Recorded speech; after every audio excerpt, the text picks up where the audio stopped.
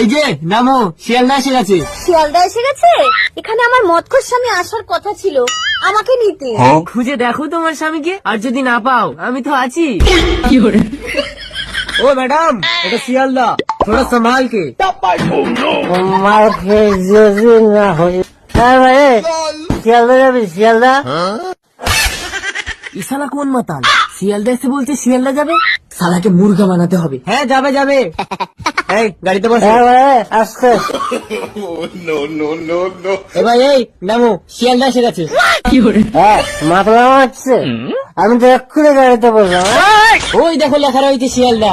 শিয়ালদা, তাই তো সেই শিয়ালদা জীবনে এত জোরে গাড়ি চালাবি না।